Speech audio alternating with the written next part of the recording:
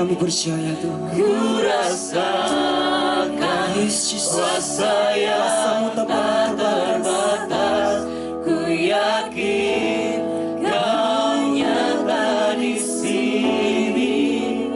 Kemenangan Sekali katakan, sekali jemaat Tuhan katakan, ku yakin Kau hadir di sini.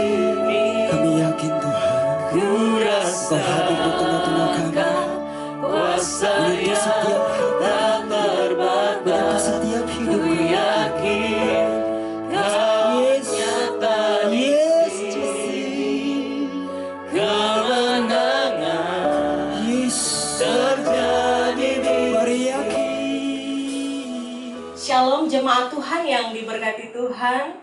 Pada pagi hari ini apa kabar kita semua? Saya percaya bahwa kita semua ada dalam pemeliharaan Allah yang luar biasa di minggu pagi, di mana kita akan beribadah sekalipun masih di rumah kita masing-masing. Kita percaya Allah hadir, di mana 2-3 orang berkumpul dalam keluarga, Tuhan hadir dengan kekuatan kuasanya di dalam kehidupan kita.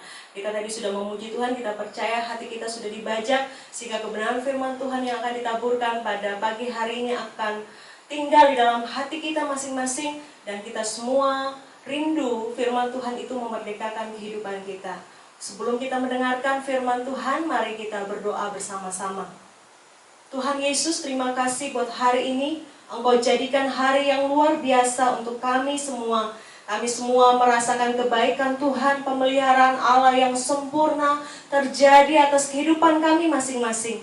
Dan hari ini kami akan mendengarkan firman Tuhan. Biarlah firman Tuhan yang kami dengarkan pada hari ini memberkati kehidupan kami, menjadi rema yang memerdekakan seluruh kehidupan kami untuk kami menjadi pelaku-pelaku kebenaran firman-Mu. Roh Kudus jamah dan berkati kami, bahkan hamba-Mu yang menjadi saluran berkat untuk kebenaran firman Tuhan bisa disampaikan. Engkau memberkati semua kami kembalikan pujian hormat kami hanya kepada Engkau yang layak untuk menerimanya.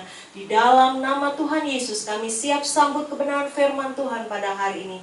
Haleluya. Amin. Puji Tuhan. Pada pagi hari ini di Minggu tanggal 26 Juni 2020 kita akan sama-sama mendengarkan kebenaran firman Tuhan.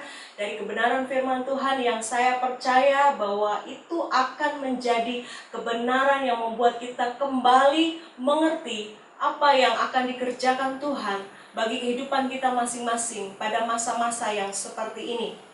Kita akan belajar tentang bejana yang siap dibentuk. Kita ambil dalam kitab Yeremia 18 ayat 1 sampai ayat yang keempat. Yeremia 18 ayat 1 sampai ayat yang keempat. Kita bisa buka kitab kita ataupun kita bisa langsung melihat di layar. Kita lihat dan kita perhatikan firman Tuhan ini berkata, pelajaran dari pekerjaan tukang periuk. Firman yang datang dari Tuhan kepada Yeremia bunyinya, pergilah dengan segera ke rumah tukang periuk. Di sana aku akan memperdengarkan perkataan-perkataanku kepadamu. Lalu pergilah aku ke rumah tukang periuk, dan kebetulan ia sedang bekerja dengan pelarikan. Apabila bejana yang sedang dibuatnya dari tanah liat di tangannya itu rusak, maka tukang periuk itu mengerjakannya kembali menjadi bejana yang lain menurut apa yang baik pada pemandangannya. Puji akan firman Tuhan. Firman Tuhan datang kepada kita semua jemaat Tuhan yang diberkati pada hari ini tentang pelajaran dari tukang periuk. Nah, firman Allah datang kepada Yeremia pada saat itu untuk dia pergi ke rumah tukang periuk. Dengan segera Yeremia pergi ke rumah tukang periuk, dan di sanalah Tuhan Allah memperdengarkan perkataan-perkataannya kepada Yeremia. Yeremia mendengarkan apa yang dikatakan oleh Tuhan Allah melalui pemandangannya yang ada di depannya ketika dia melihat seorang tukang periuk sedang bekerja di pelarikan membentuk tanah liat menjadi bejana. Jemaat Tuhan yang diberkati Tuhan, pada hari ini kita akan melihat sama-sama apa yang sebenarnya firman Allah mau katakan kepada kita melalui pelajaran yang disampaikan ketika Yeremia sampai di rumah tukang periuk untuk melihat proses bagaimana sebuah bejana dibuat oleh tukang periuk tersebut di alat pelarikannya. Ketika mengerjakannya, tukang periuk itu melakukannya demi proses-proses yang harus dilakukan sehingga dari tanah liat dapat dibentuk menjadi sebuah bejana. Di saat itulah firman Allah datang kepadanya berupa suara Tuhan memperdengarkan kepada Yeremia tentang apa yang ingin Allah ajarkan kepada Yeremia. Pelajaran istimewa yang Allah mau Yeremia tangkap sebagai suatu kebenaran yang menolong Yeremia mengerti hati Tuhan pada saat itu. Firman Tuhan ini datang kepada Yeremia untuk bisa disampaikan atau untuk bisa digambarkan kepada apa yang akan dilakukan Allah kepada bangsa Israel, umat kepunyaannya pada saat itu. Bahwa apa yang Allah akan lakukan kepada bangsa Israel pada saat itu seperti yang telah dilakukan oleh tukang periuk itu kepada bejana yang ada di pelarikan. Nah, yang ingin saya ingatkan kepada kita semua pada pagi hari ini jemaat Tuhan yang diberkati, bahwa kita sama seperti Israel pada saat kebangkitan Kristus Yesus. Kita menjadi Israel rohani. Kita dicangkokkan kepada pokok yang sebenarnya menjadi Israel cangkokan. Berarti apa yang dimaksudkan oleh Tuhan Allah kepada Yeremia untuk memperdengarkan perkataan-perkataannya pada saat dia ada di tempat pelarikan tukang periuk. Berita yang sama pun akan sampai kepada kita pada hari ini.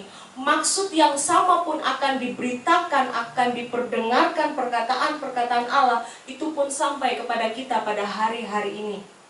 Dan saya percaya sebagaimana apa yang dikatakan Tuhan kepada Yeremia mengenai maksud yang akan dilakukan untuk bangsa Israel.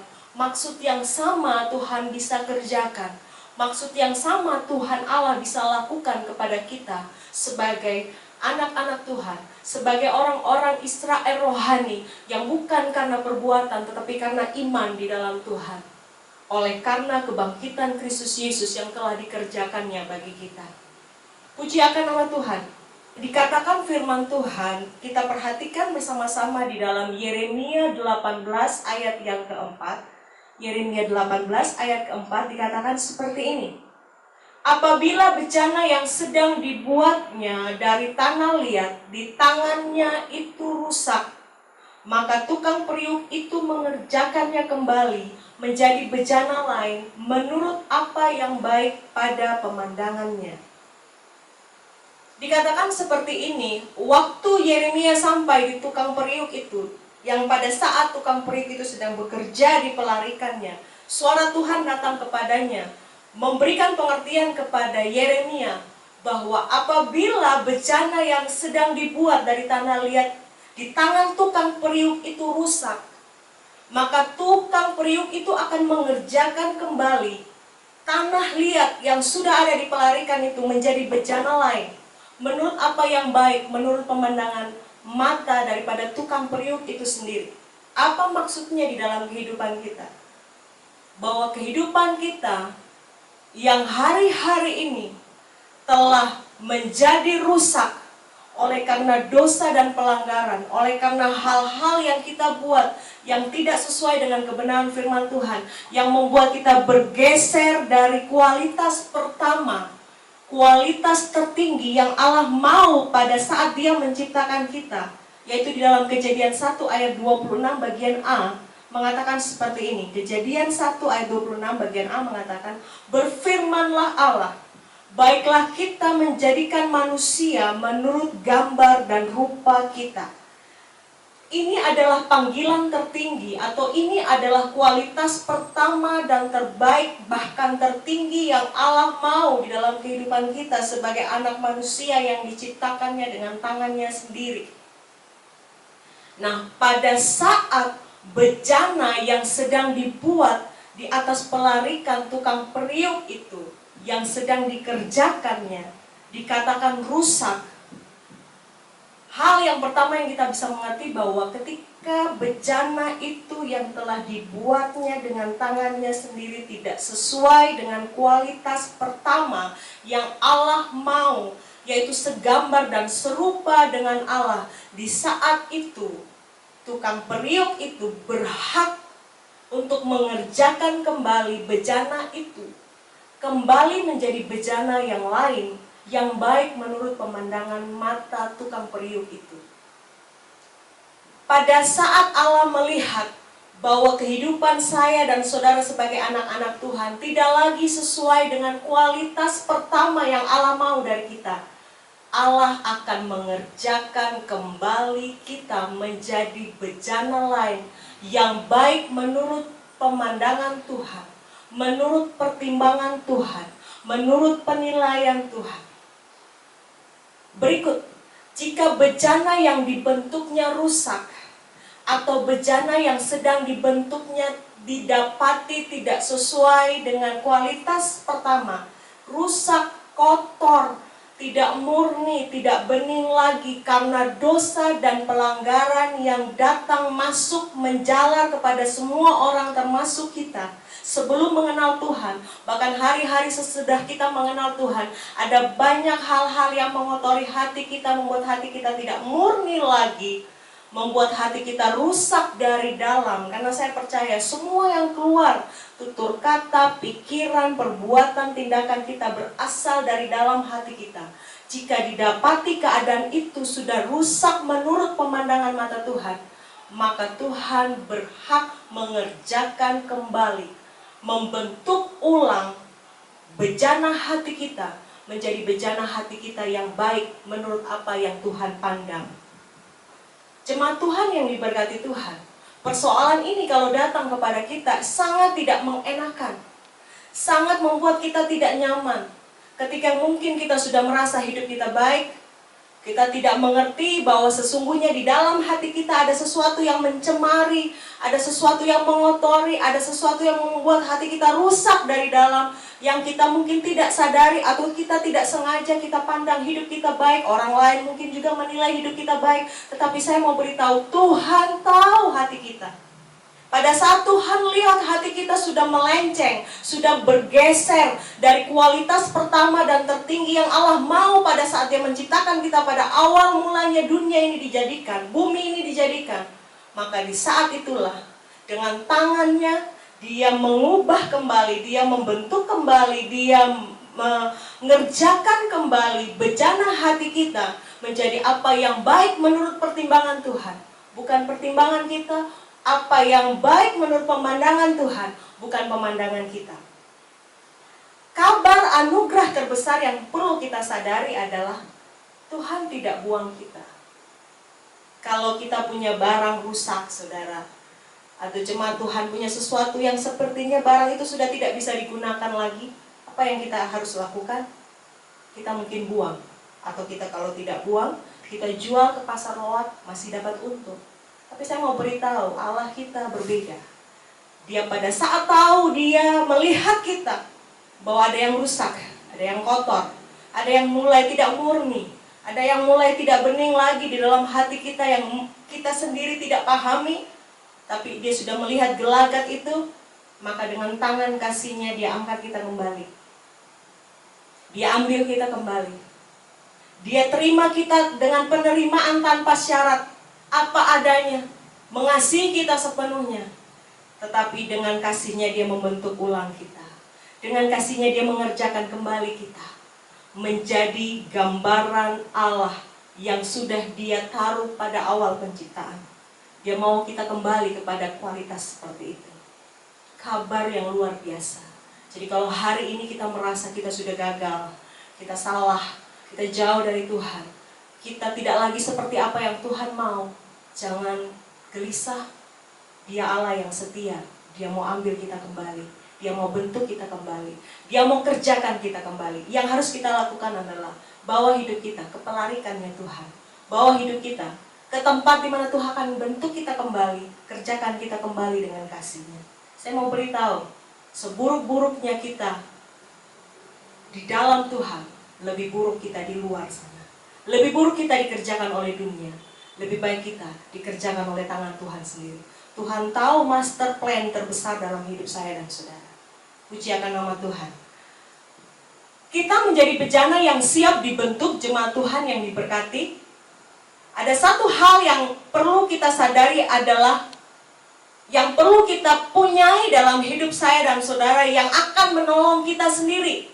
Artinya yang menguntungkan kita sendiri. Karena saya percaya Tuhan adalah Tuhan yang luar biasa. Kalau Dia mau mengerjakan sesuatu pasti mendatangkan keuntungan yang luar biasa untuk anak-anak Tuhan. Adalah kita berjiwa besar. Hadapi apa saja yang Tuhan mau lakukan untuk hidup kita, maka kita akan menjadi seperti apa yang Tuhan mau. Kita tidak ada gunanya lari dari Tuhan. Lebih baik bawa hidup kita mendekat untuk Tuhan poles kembali, untuk Tuhan rangkai kembali, untuk Tuhan bentuk kembali. Karena kita akan mendapatkan keuntungan-keuntungan yang luar biasa kalau kita hidup ada di dalam tangan Tuhan. Sang tukang periuk itu yang akan membentuk kita kembali. Nah, sikap apa yang perlu ada di dalam hidup saya dan saudara di balik sikap jiwa besar kita? Dan saya percaya itu tidak terjadi dalam satu malam. Itu perlu latihan, perlu disiplin yang kuat di dalam hidup saya dan saudara, sehingga pada akhirnya kita sampai ke titik di mana kita punya hati besar untuk mau dibentuk Tuhan, untuk siap dibentuk Tuhan kembali menjadi bejana yang indah menurut pemandangan mata Tuhan. Hal yang pertama yang perlu kita punya di dalam hati kita dan sikap hati kita adalah berani berhadapan dengan proses hidup. Berani berhadapan dengan proses hidup. Di dalam Roma 5 ayat 3-5. Roma 5 ayat 3-5 mengatakan seperti ini. Dan bukan hanya itu saja, kita malah bermegah juga dalam kesengsaraan kita. Karena kita tahu bahwa kesengsaraan itu menimbulkan ketekunan. Dan ketekunan menimbulkan tahan uji. Dan tahan uji menimbulkan pengharapan.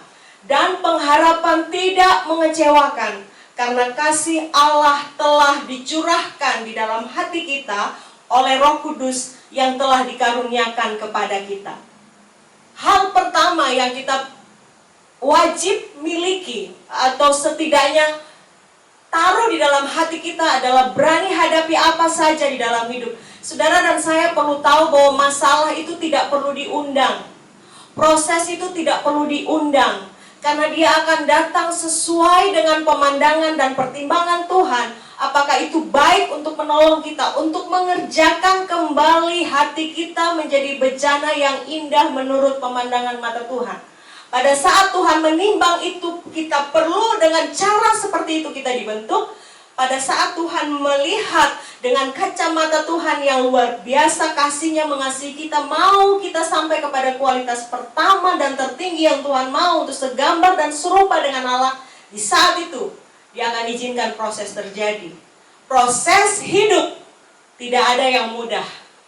Proses hidup tidak ada yang gampang. Proses hidup bisa dikatakan sebagai bentuk kesengsaraan, penderitaan yang harus kita alami. Tapi saya mau beritahu, punyalah sikap hati yang benar.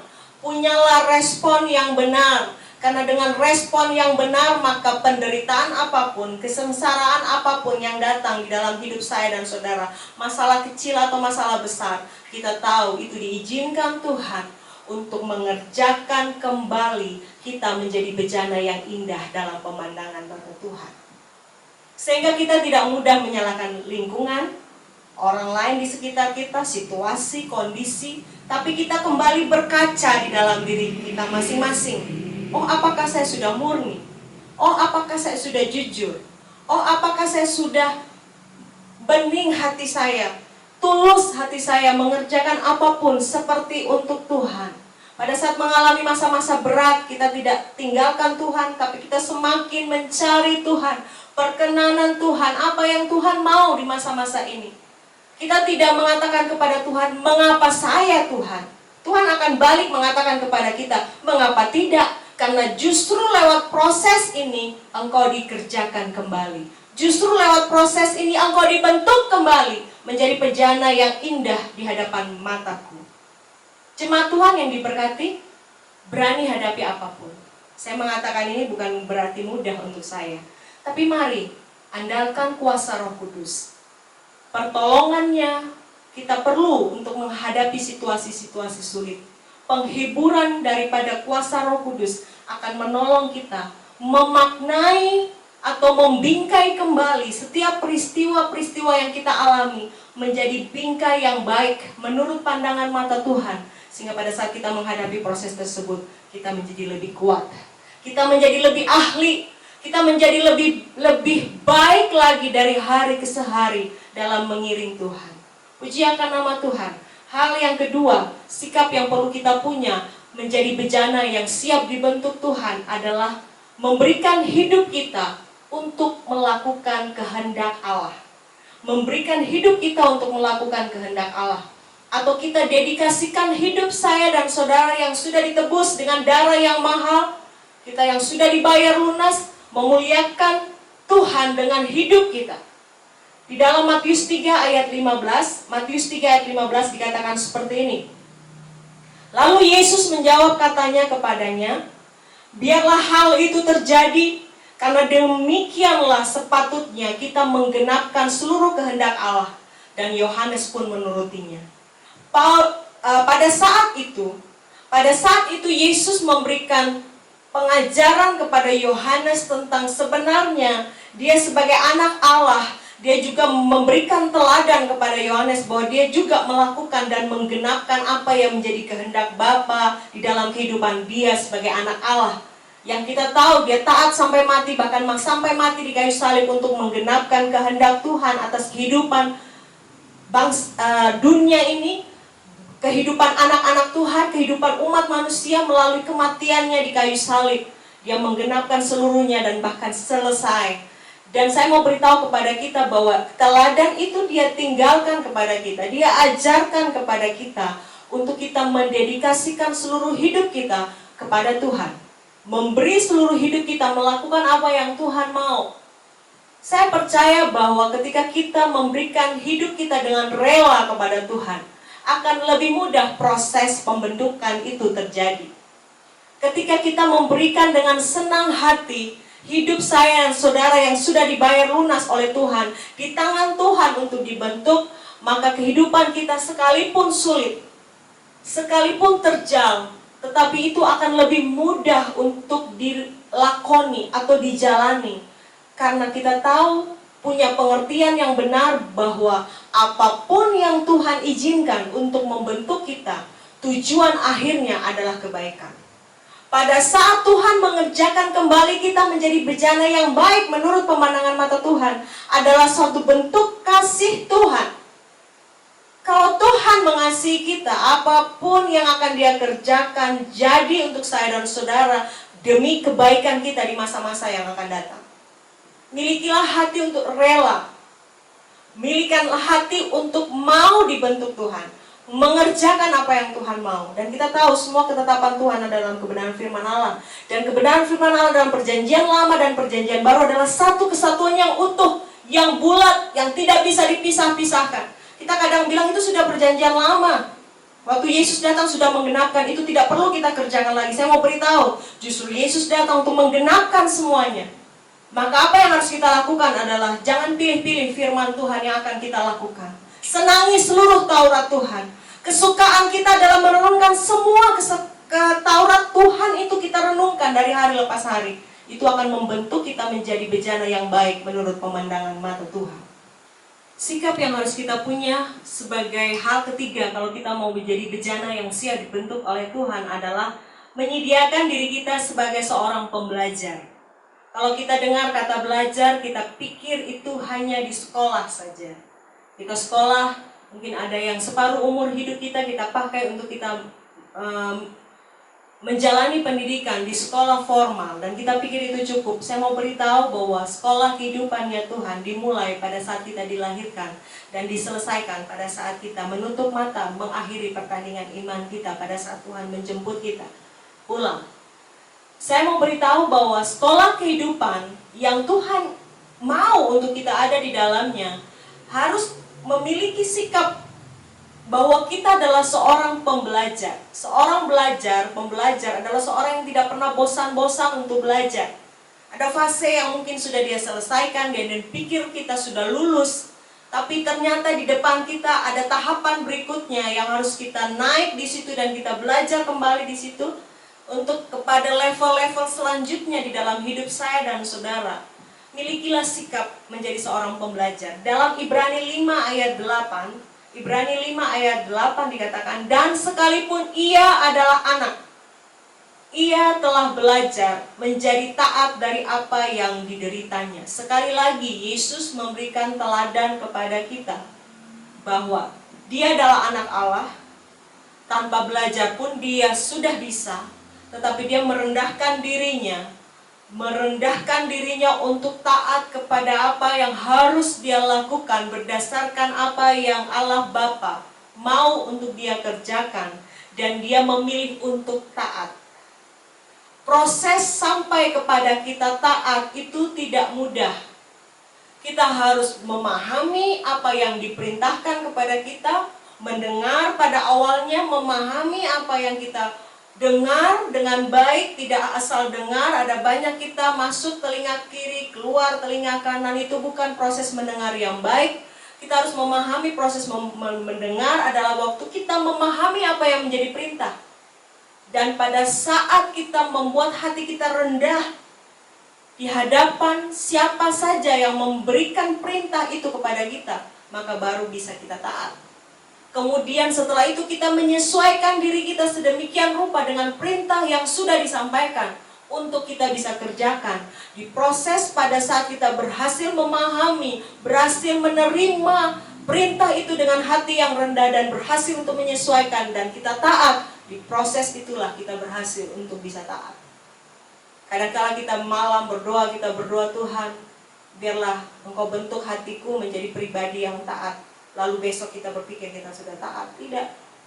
Proses harus kita jalani. Proses mendengar dengan baik, proses memahami apa yang diperintahkan, proses menempatkan diri kita di bawah daripada orang itu, orang siapapun dia yang memberikan perintah kepada kita. Kalau kita mau taat firman Allah, baru berarti kita harus menaruh firman Allah di atas, terutama di atas hidup saya dan saudara.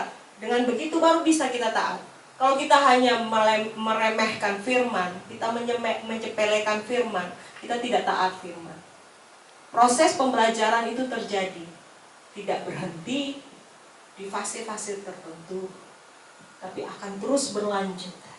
Dan kalau kita berhasil menyelesaikan proses pembelajaran itu, saya mau beritahu, yang untung kita, yang akan dapat kebaikan kita. Kadang-kadang kita berpikir bahwa orang lain nanti akan untung dalam satu peristiwa tertentu. Saya mau beritahu, jika ada masalah terjadi, jika ada proses terjadi, proses itu akan terjadi dua belah pihak. Kita yang diproses Tuhan atau orang lain juga yang diproses, itu akan mengalami sama-sama kebaikan. Tergantung dengan respon apa yang kita perlihatkan atau kita pertontonkan atau kita pertunjukkan. Jika respon kita baik, maka kita akan naik level. Tapi kalau respon kita tidak baik, kita tidak akan pernah menerima pembelajaran apa-apa dari peristiwa tersebut. Bahkan hidup kita akan terhilang dari Tuhan kalau kita tidak merespon Tuhan dengan baik. Mari jemaat Tuhan yang diberkati, kalau kita mau dikerjakan ulang, kalau kita mau dibentuk ulang menjadi bejana yang baik menurut pemandangan mata Tuhan, jangan pernah berhenti belajar. Ada di satu tempat, mungkin hanya terlihat pemandangan. Saya percaya bahwa kita bisa belajar dari pemandangan itu. Apa yang Tuhan buat. Kalau kita ada dalam satu lingkungan, tertekan sekalipun, putus asa sekalipun, di titik itu, cepat raih apa yang Tuhan mau saya belajar. Jangan biarkan hidup kita terpuruk dan hilang dalam kebinasaan. Jemaat Tuhan yang diberkati, saya memberitahu kata-kata terakhir yang bisa menjadi konklusi bagi kita semua atas kebenaran firman Tuhan. Mungkin poin-poinnya terlalu panjang dan saudara mungkin berpikir, terlalu banyak. Otak saya tidak bisa mengingatnya satu persatu. Tapi saya mau beritahu, isikan kebenaran firman Tuhan ini menjadi isi pikiran kita, sehingga hari-hari kita akan mengalami kebaikan Tuhan. Kalau Tuhan membentuk kita kembali, itu berarti Tuhan punya tujuan untuk mengembalikan kita kepada gambar dan kualitas pertama atau terbaik kita, seperti apa yang firman Allah katakan. Berbesar hatilah dengan setiap proses yang terjadi, karena semua proses itu punya tujuannya. Dan tujuan Tuhan pasti akan dikerjakannya sampai selesai. Dan hasilnya pasti memuliakan nama Tuhan, karena Dia yang menciptakan kita. Jadi, mau bagaimana? Mari bawa hidup saya dan saudara di tangan Tuhan sebagai tukang periuk yang sejati, yang siap membentuk kita kembali, mengerjakan kita kembali menjadi bejana yang indah dalam pemandangan mata Tuhan, yang pastinya memuliakan Dia yang telah menciptakan kita. Jemaat Tuhan, kita akan mengucap syukur buat kebenaran firman Tuhan yang sudah kita dengar pagi ini. Percaya bahwa firman Tuhan itu akan mengerjakan kebenaran dalam hidup saya dan saudara. Kita berdoa bersama-sama. Bapa di surga, kami mengucap syukur. Terima kasih Tuhan buat kebenaran firman Tuhan yang datang kepada kami mengenai pelajaran tukang periuk.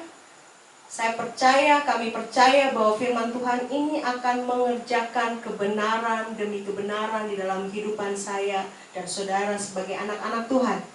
Berkati firman Tuhan ini, jadikan firman Tuhan ini rema di dalam hidup kami masing-masing, mengerjakan kemerdekaan sejati di dalam kehidupan kami masing-masing, dan kami menjadi pelaku-pelaku kebenaran firman Tuhan di dalam kehidupan kita, yang memuliakan nama Tuhan. Tuhan dipermuliakan. Kami mengucap syukur hanya di dalam satu nama, nama Tuhan Yesus, nama yang luar biasa. Kami berdoa dan mengucap syukur. Haleluya. Amin. Mari jemaat Tuhan, kita akan menerima berkat Tuhan pada pagi hari ini. Kita bersama-sama mengangkat tangan di hadapan Tuhan, dan kita akan menerima berkat daripada Tuhan. Bapa di surga, kami mengucap syukur buat kebaikan dan anugerah Tuhan. Anugerah yang sempurna yang kami terima hanya di dalam nama Bapa, Anak, dan Roh Kudus yang mengerjakan kebenaran di dalam kehidupan kami. Kami percaya setiap anak-anak Tuhan pada pagi ini mengalami anugerah Tuhan yang luar biasa. Dan kami siap untuk menerima berkat daripada Tuhan. Kiranya Allah menghadapkan wajahnya kepada kita semua dan memberikan kita damai sejahtera. Allah menghadapkan wajahnya kepada kita semua dan memberikan kita kasih dan sukacita daripada Tuhan. Kasih dan sukacita itu akan menuntun kehidupan kita menjadi kehidupan yang lebih berarti, lebih bermakna di masa-masa seperti ini. Sekalipun sulit mungkin yang kami jalani, tapi kami tahu ada penyertaan Tuhan yang sempurna terjadi atas kehidupan kami sebagai anak-anak Tuhan. Kami percaya Tuhan mengiring kami, Tuhan melawat kami dengan kekuatan kuasa-Mu. Pada saat kami ada dalam pernikahan kami, pada saat kami ada dalam keluarga kami, pada saat kami ada dalam tempat usaha dan pekerjaan kami, pada saat kami sedang mengejar cita-cita di dalam pendidikan kami, tangan Tuhan yang penuh kuasa itu menyertai apa saja yang kami kerjakan dengan tangan kami akan Engkau buat menjadi berhasil untuk kemuliaan nama Tuhan. Apa saja yang sementara Engkau percayakan untuk kami miliki dan kami punyai pun ada di dalam berkat Tuhan yang luar biasa. Engkau memberkati meja adonan kami, tempat di mana kami bekerja, tempat di mana kami berkarya, tempat di mana kami menjadi kesaksian yang hidup bagi bangsa-bangsa. Kami percaya masa-masa ini anak-anak Tuhan akan terus bersinar untuk kemuliaan nama Tuhan. Semua berkat yang baik, anugerah yang sempurna, kasih Tuhan yang nyata kami terima hanya di dalam satu nama yang berkuasa, nama yang ajaib, di dalam nama Bapa, Anak, dan Roh Kudus, di dalam nama Tuhan Yesus yang menyertai kami sampai Maranatha, Tuhan Yesus datang kembali menjemput para salehnya, di dalam nama Yesus. Haleluya, amin. Puji Tuhan. Saudara diberkati, saya diberkati. Kita telah selesai dalam bulan ini, tapi kita percaya ada bulan-bulan berikutnya yang Tuhan juga memberkati dengan siaran yang akan terus dilakukan secara online seperti ini. Tapi saya percaya lawatan Allah terjadi untuk kita masing-masing. Terpujilah nama Tuhan. God bless you.